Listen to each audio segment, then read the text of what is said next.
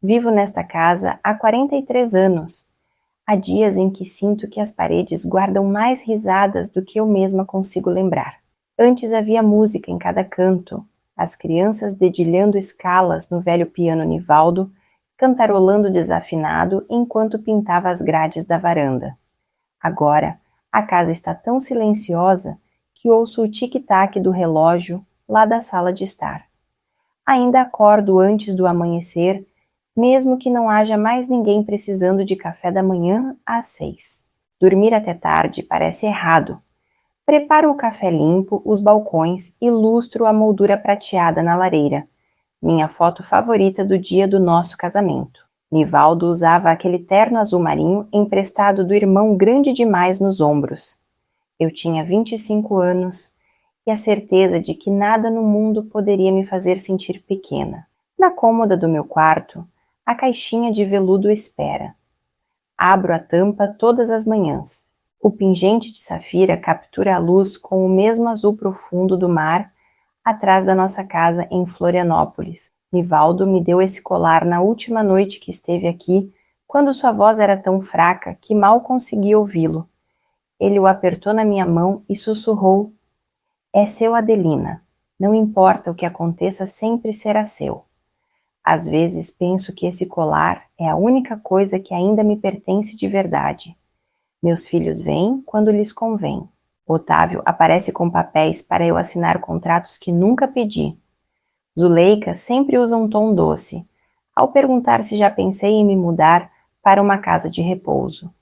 Eles chamam isso de cuidado. Eu me pergunto se percebem o quanto soa vazio. Não conto a eles como passo horas sentada ao piano tocando as teclas que já não tenho força para fazer soar, ou como as noites se arrastam tanto que parece que a escuridão vai me engolir. Hoje é meu 68º aniversário. Acordei antes do amanhecer e comecei a assar um bolo, só por precaução caso alguém se lembrasse. Ao meio-dia, a cozinha estava aquecida com o aroma de bolo de limão e café. Coloquei as xícaras de porcelana da minha mãe, aquelas com florzinhas azuis, e dobrei os guardanapos de linho em triângulos perfeitos. Disse a mim mesma que não importava se ninguém viesse. Mas à medida que a tarde passava, o silêncio ficava mais pesado a cada hora.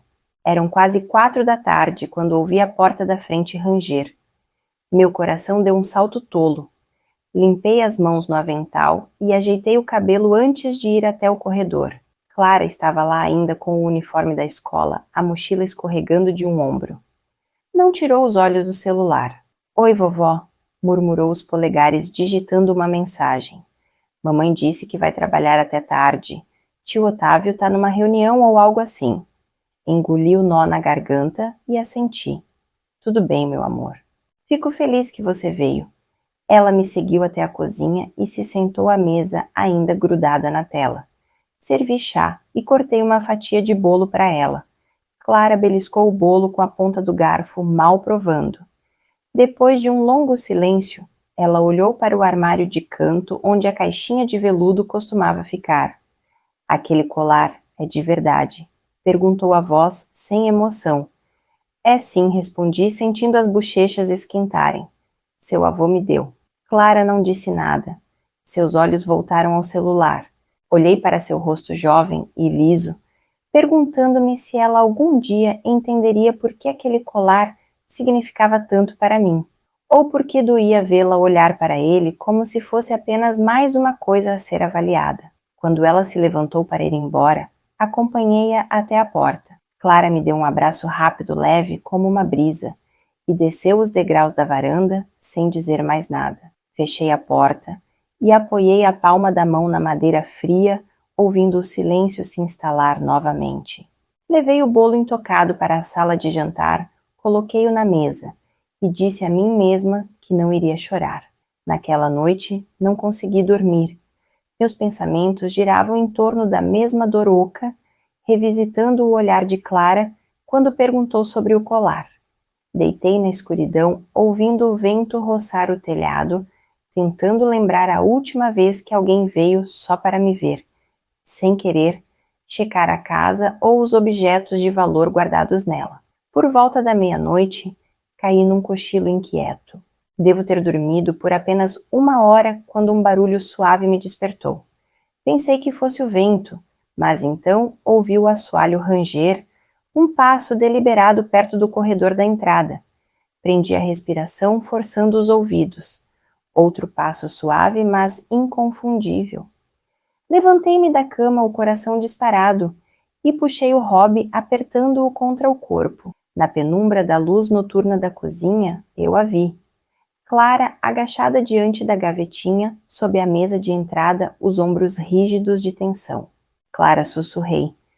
Minha voz soou firme, embora minhas mãos tremessem. Ela se endireitou de repente, os olhos arregalados com culpa e algo que parecia medo. Apertou o celular contra o peito como se ele pudesse protegê-la do que acabara de fazer. Desculpe-me, disse ofegante. Vovó, eu não estava pegando nada. Minha boca estava seca. Então, o que você está fazendo aqui, meu amor? Ela engoliu em seco, piscando rápido. Eu precisava te contar. Ouvi a mamãe no telefone. Ela e o tio Otávio estavam falando sobre o seu colar. Senti algo dentro de mim gelar. Eles disseram que viriam hoje à noite. Clara sussurrou que você provavelmente não lembraria de manhã. Disseram que você está ficando esquecida. A voz dela falhou. Eu não sabia se devia contar, mas achei que você precisava saber. Dei um passo à frente e a envolvi em meus braços, sentindo o quanto ela ainda era pequena, o quanto seu coração batia tão rápido quanto o meu. Quando ela se afastou, parecia que ia chorar. Segurei seu olhar e prometi que entendia. Depois que Clara saiu para a noite fria, fiquei no corredor com as sombras se acumulando aos meus pés. Meu coração batia tão forte que parecia machucar minhas costelas. Apoiei a mão no peito e soltei um suspiro longo que nem sabia que estava segurando. Eles planejaram isso como se eu já estivesse meio apagada, como se minha mente fosse frágil demais para perceber o roubo. Pensei em Nivaldo, em como ele confiou em mim para proteger o colar, e uma faísca de algo antigo e firme reacendeu dentro de mim. Caminhei lentamente pela casa, verificando cada porta, cada tranca. Quando tive certeza de que tudo estava seguro, fui até o banco do piano e levantei a almofada. Lá embaixo havia o pequeno compartimento que Nivaldo construíra há tanto tempo. Ele chamava de nosso cofre secreto, um lugar onde ninguém pensaria em olhar. Minhas mãos estavam firmes ao pegar a caixinha de veludo no armário e colocá-la delicadamente no espaço escondido. Fechei o banco e pressionei até ouvir o clique da trava. Por um momento, fiquei ali com a palma da mão contra a madeira polida. Meu reflexo na superfície brilhante do piano parecia mais velho do que eu lembrava, mas os olhos estavam claros. Fui à cozinha, peguei um copo d'água e tirei meu caderno da gaveta. Escrevi tudo o que Clara me contara, datando a página e sublinhando os nomes. Se eles queriam me tratar como uma velha confusa, eu lhes daria provas de que ainda sabia exatamente o que era real.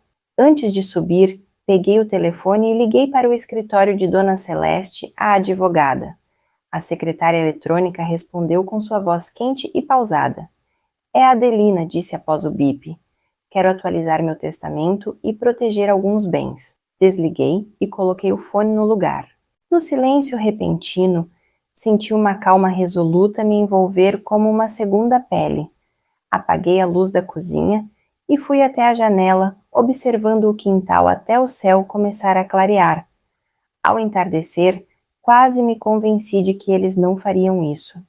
Que talvez Clara tivesse entendido errado, que uma versão mais gentil deles apareceria na minha porta com desculpas, não com planos. Mas quando o carro de Otávio estacionou na entrada logo após o crepúsculo, senti o estômago apertar. Não acendi a luz da varanda, que se perguntassem se eu estava esperando no escuro. Otávio bateu 2 vezes antes de empurrar a porta sem esperar resposta. Zuleika veio atrás, trazendo uma travessa coberta com papel alumínio que colocou no balcão como se fosse uma oferta de paz. Mãe Otávio disse com aquele tom cauteloso que usava para me fazer sentir frágil. Estávamos por perto. Pensamos em dar uma passada. Cruzei os braços sobre o peito. Vocês vieram pelo colar. Os olhos de Zuleika saltaram para Otávio antes que ela forçasse um sorriso. Isso não é justo, Adelina. Estamos preocupados com você. Você anda meio perdida. Olhei entre eles, lembrando como as mãos de Otávio eram pequenas quando o segurei pela primeira vez, como ele chorava se eu saísse do quarto. Algo se retorceu no meu peito. Não estou perdida, disse com firmeza. Estou cansada. Cansada de fingir que não vejo vocês rondando como urubus. O queixo de Otávio se apertou. Você não precisa ser cruel. Estou sendo honesta, corrigi. O que é mais do que vocês têm feito? Zuleika se aproximou a voz mais suave como se quisesse me acalmar. Podemos ajudar, sabe? Não precisa ser um peso. O colar às finanças. Não é um peso, disse. É meu. A palavra caiu entre nós como uma pedra. Otávio tentou novamente. Deixe a gente guardar o colar num lugar seguro, mãe. Você dormiria mais tranquila. Encontrei seus olhos e não vi remorso, apenas cálculo. Balancei a cabeça e me virei sentindo a decepção deles, enquanto caminhava para o corredor, deixando-os na minha cozinha. Depois que saíram, tranquei a porta e me apoiei nela, sentindo o ar finalmente limpo das vozes deles. Minhas mãos tremiam, mas não era mais medo. Era algo mais próximo de raiva, um pulsar quente que eu não me permitia sentir há anos. Apaguei as luzes e caminhei até o piano. O banco estava fechado, o colar seguro. Meu coração aliviou ao pensar que Nivaldo aprovaria minha cautela. Ele sempre dizia que eu confiava demais. Levantei a tampa do piano e toquei uma tecla o lá grave, que era o favorito dele. A nota pairou na sala quente e triste como se chamasse algo de volta. Sentei-me e deixei as mãos descansarem nas teclas. Meus dedos não tinham mais a força de antes, mas eu ainda lembrava cada peça que ele amava ouvir. Comecei a tocar as primeiras notas da nossa música, aquela que pratiquei tantas vezes quando éramos recém-casados. Meus olhos embaçaram ao lembrar dele atrás de mim cantarolando. Ele colocava a mão no meu ombro, sempre tão gentil, como se não acreditasse que eu era real. O colar foi seu último presente pressionado na minha palma quando sua pele já estava tão fria. É seu, ele sussurrou. Não importa o que aconteça, não importa quem venha pedir, ele é seu. Naquela época, não pensei muito nessas palavras. Estava devastada pela dor. Mas naquela noite, elas soaram como uma promessa que eu finalmente estava pronta para cumprir. Fechei o piano e tracei a madeira lisa com os dedos. No reflexo da superfície polida, vi meu rosto mais velho, mas mais firme do que há muito tempo. Fui à cozinha, peguei um copo d'água e pensei no olhar de Otávio, na certeza que ele tinha de que poderia tomar o que quisesse sem consequências. Coloquei o copo na mesa e soube que estava farta de fingir que não via quem ele havia se tornado. Não subi para dormir aquela noite. Sabia que se deitasse, meus pensamentos apenas girariam em círculos, remoendo velhas memórias e novas decepções. Então fiquei na sala de jantar, com a luz apagada, o silêncio pressionando de todos os lados. Por volta das 2 da manhã, a casa pareceu suspirar. Fechei os olhos e contei minhas respirações. Quase me convenci de que imaginei tudo quando a porta lateral rangeu ao abrir. O frio da corrente de ar roçou meus tornozelos primeiro. Depois, o leve arrastar de um sapato no azulejo. Fiquei imóvel, as mãos cruzadas no colo. Meu coração subiu à garganta, mas forcei-me a ficar em silêncio. Os passos se moviam cautelosamente pela cozinha. Ouvi o leve tilintar metálico da trava do armário, o sussurro das gavetas abrindo. Ele procurava a caixinha. Esperei até ver sua silhueta cruzando para a sala. Ombros curvados, cabeça baixa, a mesma postura que ele tinha quando menino, ao ser pego roubando biscoitos antes do jantar. Por um instante, meu coração quis fingir que era um erro inocente, mas eu sabia a verdade agora. Quando ele alcançou o armário de exposição, inclinei-me e acendi a luminária ao meu lado. A luz súbita inundou a sala, destacando seu rosto em relevo. Otávio congelou a mão pairando sobre a gaveta. Sua boca abriu e fechou 2 vezes, antes que qualquer palavra saísse. Mãe, começou a voz rouca. Não dei chance para ele terminar. Você não é bem-vindo aqui esta noite, disse minha voz calma, de um jeito que me surpreendeu. Se der mais um passo, chamo a polícia. Ele se endireitou lentamente, seus olhos procurando nos meus qualquer sinal de fraqueza. Não encontrou. Ficamos assim nos encarando pela sala, até que ele desviou o olhar e deixou a mão cair ao lado do corpo. Os olhos dele correram para a porta da frente como se calculasse o quão rápido poderia sair antes que eu cumprisse minha ameaça. Abriu a boca novamente, mas levantei a mão para interromper qualquer desculpa que ele tentasse oferecer. Estava cansada de ouvir porque minha vida, minha casa, minhas memórias eram coisas que ele achava ter direito de controlar. Eu sei por que você está aqui, disse, e não vai fingir o contrário. Mãe, ele começou com um tom de súplica. Você não está pensando com clareza. Está confusa. Não interrompi. Nunca estive tão lúcida. A boca dele se fechou numa linha tensa. Ele parecia mais velho naquele momento, desgastado por dívidas que não admitia por planos que fez pelas minhas costas. Pela primeira vez, não senti pena. Apenas uma resolução fria e firme. Falei com Dona Celeste e disse a ele: meu testamento está sendo atualizado e você não vai gerenciar nada que me pertence. Ele engoliu em seco o pomo de Adão, subindo e descendo, como se lutasse contra a vontade de discutir. Você está cometendo um erro, sussurrou. Se nos deixasse ajudar, não precisaria se preocupar com nada disso. Senti uma pontada de tristeza, mas ela não amoleceu minha voz. O único erro que cometi foi deixar você acreditar que eu não via o que estava fazendo. Ele olhou além de mim para o banco do piano como se ainda esperasse que o colar estivesse escondido ali ao alcance. Dei um passo, bloqueando aquela última faísca de ambição. Se entrar nesta casa novamente sem meu convite, chamo a polícia, disse.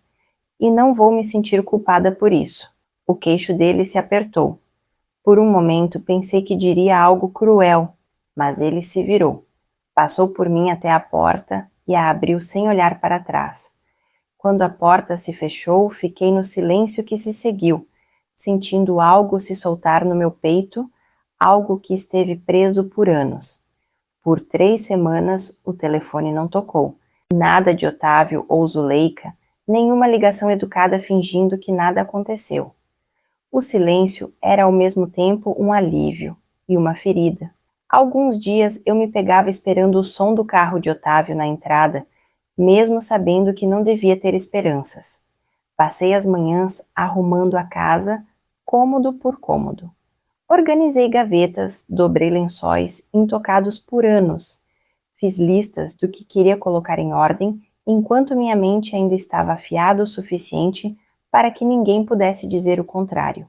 Cada pequena tarefa acalmava a energia nervosa que surgia sempre que eu revivia aquela noite. Às vezes, quando as noites chegavam cedo e a escuridão se acumulava nos cantos, eu me sentava no banco do piano com a palma sobre o compartimento secreto. Não o abria. Não precisava. Saber que o colar estava lá seguro, onde o coloquei, fazia-me sentir que uma parte de Nivaldo ainda estava ao meu lado, firme e certo. Foi Clara quem quebrou o silêncio. Numa tarde, ouvi sua batida suave e hesitante. Ao abrir a porta, ela me olhou com olhos grandes e preocupados. Desculpe, me disse, antes que eu pudesse falar. Mamãe está muito brava. Disse que eu não devia ter te contado nada. Toquei sua bochecha, sentindo o calor úmido, onde lágrimas já haviam começado a cair. Você fez a coisa certa, sussurrei. Eu não queria que você ficasse sozinha, murmurou a voz trêmula. Puxei-a para um abraço até seus ombros pararem de tremer. Queria que ela soubesse que mesmo que tudo parecesse rachado e quebrado, ela era a única coisa que não me decepcionara. Depois que ela foi embora, fiquei na porta por um tempo, respirando o ar fresco da tarde. Não senti arrependimento pelo que fiz, apenas a certeza de que não me deixaria diminuir novamente. Voltei para dentro e fechei a porta já pensando no que precisava fazer em seguida. A primavera chegou cedo naquele ano. A neve derreteu dos degraus da varanda em março, deixando manchas úmidas, que secaram sob o sol. Abri as janelas quase todas as manhãs, deixando a brisa com cheiro de sal refrescar os cômodos até o ar parecer novo. Plantei jacintos sob a janela, onde Nivaldo costumava tomar café. Suas flores roxas eram a primeira coisa que eu via ao sair na varanda. Pela primeira vez em anos, senti que estava escolhendo algo para mim, em vez de esperar que alguém me dissesse o que eu deveria querer. Às terças, comecei a frequentar o círculo de piano da biblioteca municipal. Nem sempre tocava, mas gostava de ouvir os outros, de ver suas mãos moldando as canções que já foram o centro da minha vida. Às vezes, quando o ânimo vinha, eu me juntava e as teclas pareciam familiares sob meus dedos, mesmo que minhas mãos cansassem mais rápido agora. Via Clara com mais frequência também. Ela vinha depois da escola, a mochila pendurada nos ombros, e sentava comigo à mesa da cozinha enquanto fazia o dever. Não falávamos muito sobre os pais dela, e ela nunca mais perguntou sobre o colar. Mas quando me abraçava antes de ir embora, eu sabia que ela entendia mais do que qualquer jovem deveria. Numa noite, enquanto o sol se punha atrás das árvores, ela me olhou do outro lado da mesa e disse: "Você parece mais feliz." Não precisei pensar para responder: "Estou." Sabia que nunca poderia transformar Otávio no filho que desejei que fosse, assim como não podia trazer Nivaldo de volta ou reverter os anos, mas podia escolher como a história terminaria. Podia decidir que a última parte da minha vida não pertenceria a mais ninguém. Naquela noite sentei-me ao piano tocando uma única nota repetidamente, deixando-a desvanecer no silêncio. Pela primeira vez, o silêncio não parecia algo a temer,